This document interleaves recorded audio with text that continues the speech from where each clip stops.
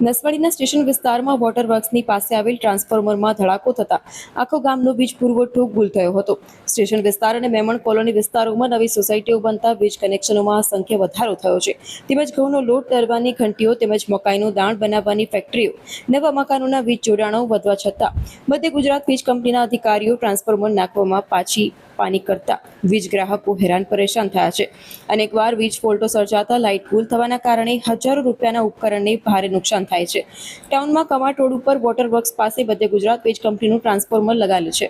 Transformer શુક્રવારના બપોરના સમયે અચાનક જ ફોલ્ટ સર્જાતા વીજ વાયરોમાં તણખા થતા વીજ વાયરો તણખા નીચે પડતા ઘાસમાં આગ લાગી હતી, જેને લઈને મેમણ કોલોની વિસ્તાર તેમજ મુકાવટી રોડ વિસ્તાર, કવાટ રોડ વિસ્તારના 400 જેટલા ઘરોમાં લાઇટ ગુલ થઈ હતી. લોકો હેરાન પરેશાન થયા હતા અને 1 થી 2 કલાક જેટલો સમય વીજ પુરવઠા ખોરવાતા ધંધા રોજગાર ઉપર પણ ગંભીર અસર થઈ હતી. લાઇટ વગર આ વિસ્તારમાં દરજીકામ કરતા ટેલરોનો ધંધો બંધ રહ્યો હતો, જ્યારે છૂટક ધંધો કરતા દુકાનદારો પણ મુશ્કેલીમાં મુકાયા હતા, કારણ કે લાઇટ વગર ફ્રીજ બંધ રહેતા આઈસ્ક્રીમ, દૂધ સહિતની વસ્તુઓ બગડી જવાનો ભય હતો.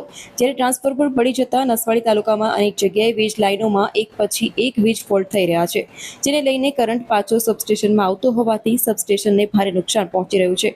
જેને લઈને જેટકો વિભાગના અધિકારીઓ આખી લાઇન રિપેર કરાવવા અન્ય ચીજ વસ્તુઓ સહિતની વસ્તુ નાખવા જરૂરિયાત છે. જ્યારે નસવાડી ટાઉનમાં સોસાયટીઓ તેમજ નવા ઘરોની સંખ્યામાં પણ વધારો થયો છે, જેને લઈને વીજ કનેક્શનો વધી જતા લોડ વધુ પડતો હોવાથી વીજ લાઇનોમાં અનેકવાર વીજ ફોલ્ટ સર્જાતા ફ્રીજ, ટીવી, એસી સહિતના મોંઘા ઉપકરણોને ભારે નુકસાન પહોંચે છે.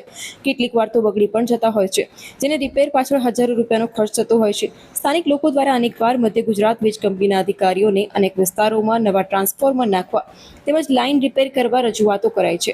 તેમ છતાં પણ આ બાબતે ધ્યાન આપવામાં આવતું નથી, જેને કારણે સીધી અસર વેપાર ધંધા ઉપર થઈ રહી છે અને કલાકો સુધી અંધારામાં તેમજ અસહ્ય ગરમીમાં લોકોને બેસી રહેવું પડતું હોય છે.